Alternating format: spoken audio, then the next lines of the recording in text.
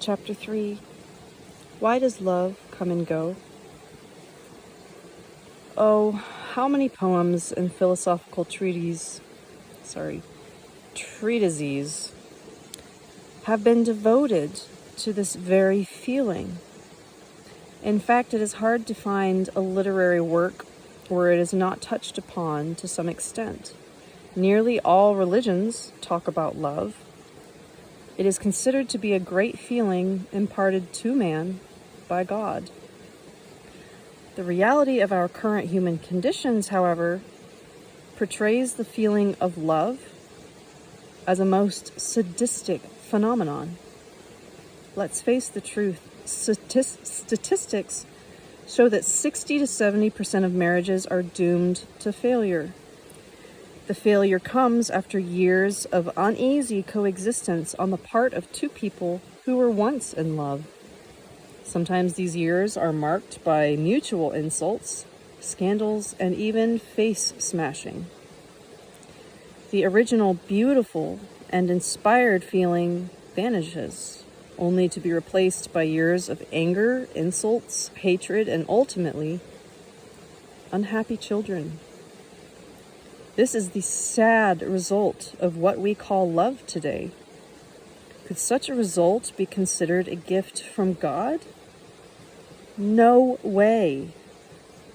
But perhaps it is we ourselves who turn aside from some kind of way of life inherent in man.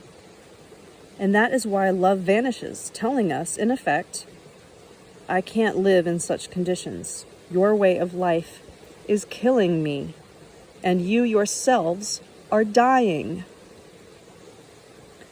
Remembering my conversation in the taiga, I recalled how unusually the gray-haired recluse talked about love. Love, he said, is the greatest and most powerful energy in the cosmos. It is never thoughtless. It has thoughts and feelings. It has thoughts and its own feelings too. Love is a living, self-sufficient entity, a living being. By the will of God, it is sent to the earth, ready to bestow its great energy on every earth dweller and make their lives eternal in love. It comes to each one of them, endeavoring to tell them through the language of feelings about the divine program. If man does not listen, it is forced to leave, not by its own will, but by man's. Love, a mysterious feeling.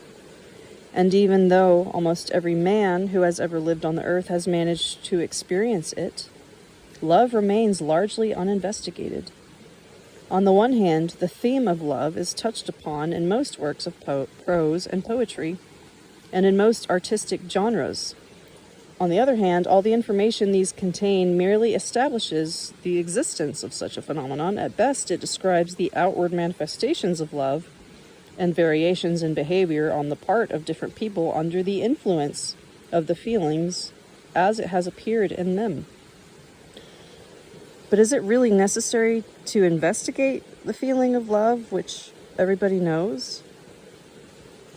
The extraordinary and brand new information I received in the Siberian taiga confirms that investigation is extremely necessary. We need to learn to understand love. I believe one of the most accurate answers to the question as to why love fades is simply that it vanishes when it finds no understanding. People in the past understood love. Judge for yourselves. More than 10,000 years ago, the Vedras people possessed knowledge enabling them to carry out actions which not only strengthened love, but made it everlasting. One such action was the ancient Vedic wedding rite.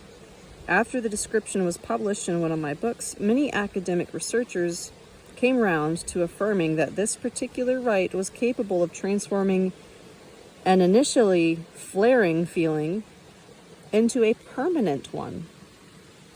comparing it with the rites of various peoples, both past and present, I began more and more to draw the conclusion that the ancient Vedic wedding rite was a rational deed thought up by the wisdom of the people, which is capable even today of helping many family couples find lasting love. However, let's go through everything in order, and let us begin with the most important thing. Should we seek out our other half? My other half, my soulmate. It's a popular expression. Let's see what it means exactly. I think many people will accept the following definition: a man or a woman close to you in spirit and their views on life, a pleasant communicator, someone you feel attracted to, including their appearance, someone capable of inspiring you to love. Should we seek out our soulmate or let our other half be found all on its own through the will of destiny? As many centuries of mankind's experience has shown, a determined search is essential. This is attested in multitudes of stories in which stout-hearted young men have set off on long quests in search of their intended. There are a number of ancient rites which can aid this most important search of one's life. There are ancient rites, too, which can help determine whether one has made the right choice. What if that other half has come to you straight from the devil himself? Some of these rites I have already described in my previous books. I did not touch upon well-known rituals, but mostly introduced rites that are not commonly known and have not been encountered heretofore. The present book focuses on the wedding rite and, at the same time, the rite for determining whether one has made the right choice of partner, which I shall go over again in a different context. Then go on with it. Get on with it. Show us the miraculous rites. Some of my readers may be thinking, why bother with all these expositions? But the expositions are absolutely essential. We need a vision of our reality today. Otherwise, we shall not understand the tremendous signification, of the wisdom of the people. Everything in the world is relative, and hence, comparisons are crucial. So let's take a look now and see which life situations in today's world can facilitate a meeting and which may just get in the way. Strange as it may seem, in our present so-called information age, situations favoring a meeting of two halves are getting harder and harder to find. People living in large, densely populated megacities are virtually cut off from each other by invisible barriers. Someone living in a modern, multi-storied apartment block is often unacquainted with his next-door neighbor. Passengers on the public transport, even those standing jam-packed shoulder to shoulder in the aisles, are all absorbed in their own individual problems. Pedestrians walking along this same street have no reason to communicate with each other. And in America, for example, you can't even look closely at a woman without being suspected of sexual harassment. And so, just sitting in your flat, or traveling to work or studies, there's practically no opportunity to find your soulmate. Let's say your work involves contact with a lot of different people. Let's say you're sitting at a cash register in a large supermarket. But none of the customers passing you by every day thinks of striking up an acquaintance with you. It's more likely they see you merely as an adjunct to the cash register.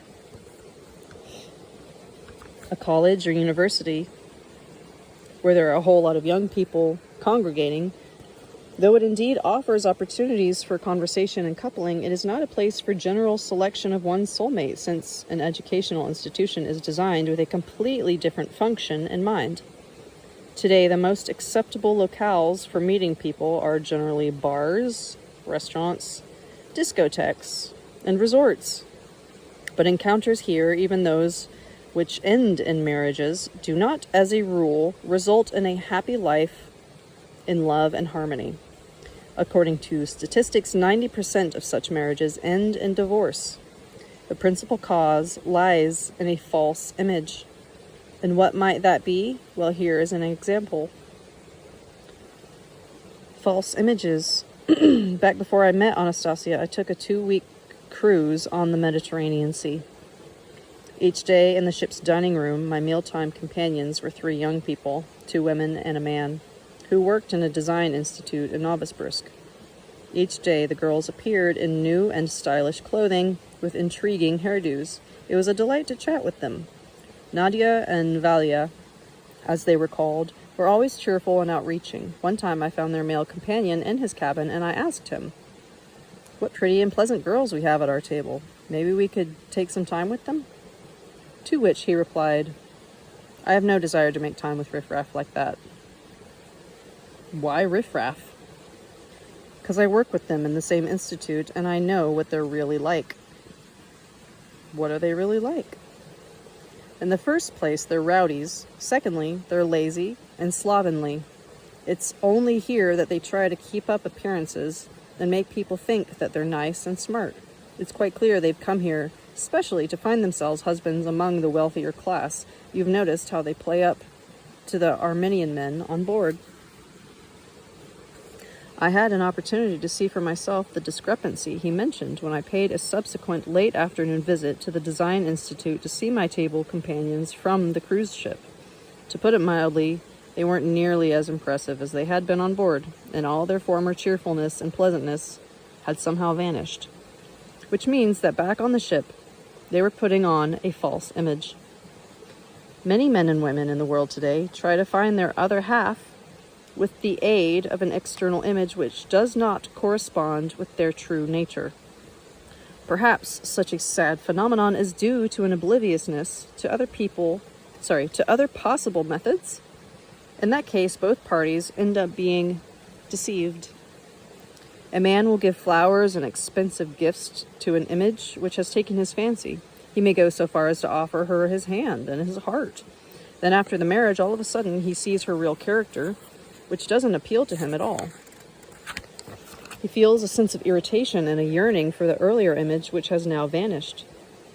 A woman all of a sudden sees that the suitor who only recently was so kind and attentive to her does not love or understand her at all. How did this happen?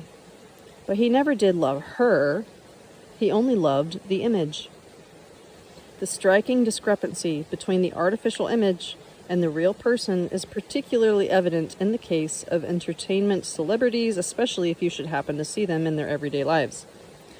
A situation no less unfortunate arises from the fact that women often change their outward appearance after marriage. When a man falls in love with a woman, especially at first sight, it is difficult to say what specifically has aroused the feeling of love within him. Perhaps it was the color of her hair, or the way she plaited her braid, or maybe her eyes. It is customary to think that the feeling of love is aroused by the whole gamut of external and internal traits. When a woman changes her external appearance, she thereby takes away part of her appeal and weakens the love between them, even following a radical change of clothes, hairdo, and makeup. Even if following a radical change, everybody around her tells her how beautiful and attractive she's become. Even if these compliments ring true, and even if her husband gets excited over his wife's new look, it may only be a matter of time before his love begins to fade or disappears altogether. After all, he has glimpsed a great many beautiful women who are a lot more attractive than his wife at present. Still, he has fallen in love specifically with her and with the appearance that she had when they first met. And all of a sudden, that previous image is no longer there. And you will no doubt agree that in falling in love with the new image, he thereby betrays the image she presented before. Why were people in ancient times so cautious about changing their clothing? Perhaps they didn't have much in the way of selection of fabrics, but they did. They imported silks from far across the seas, and they themselves knew how to weave cloth, either coarse or fine. They could do all sorts of designs on the cloth with different coloring agents, or embroider them. Perhaps they were lacking in imagination or finances. They had plenty of imagination, an abundance, in fact. Practically every other person was a fine artist or a designer. You only have to look at the houses from those times, how they all decorated with wood carvings. Every woman was a mastery of embroidery. As for finances, people of modest means, and even those well off, were very conservative. When it came to changes of their clothing or hairdos, they were extremely cautious about altering their own appearance, being careful to preserve their image. The current fashion world, especially women, is wont to change their image like a kaleidoscope. Such extreme fashion swings are extraordinarily profitable to the clothing manufacturing industry. When people throw out things that are still perfectly serviceable and buy new fashions in the hopes that they will bring something new in the way of a semblance of happiness. But no, it never does come. In its place appears only a new artificial image someone has created, an image people put on under the influence of aggressive propaganda. In all the round of modern life, I never have discovered any efficient system of measures designed to help people find a lifelong companion. Not only that, but I have been getting more and more the impression that our modern living, indeed our entire way of life, is designed in such a way that we shall never meet our true soulmate. Maybe this situation even works to somebody's advantage. A man who is dissatisfied with life, who has no goals or meaning in his life, can be a profitable catch for many a man out to make money, not to mention profitable to the powers that be. As to the question of whether or not we are actually seeking out our other half, I think the answer will be no, we are not. We don't know how to. And there are no favorable conditions to facilitate the search. I attempted to discover sagacious hints on finding one's soulmate in the rites of bygone centuries. I shall cite a few typical examples of wedding rites. Let us examine just how sagacious or primitive they are. I shall include my own commentaries as we go along, but if you don't happen to agree with them, you can cross them out or white them out and write in your own, right here in the book. I find myself tapping more and more into the feeling that Anastasia's grandfather is right. If we don't start thinking for ourselves, we will go on accepting any sort of crap as the wisdom of life. I shan't even mention modern weddings. Apart from drunkenness, tripping around in cars, and laying flowers at the so-called eternal flame, there's precious little worth saying. Footnote, laying flowers at the eternal flame, in other words, at a tomb of the unknown soldier, a common practice among Russian newlyweds, which takes place shortly after the wedding ceremony. Let us take a closer look then at some earlier wedding rites.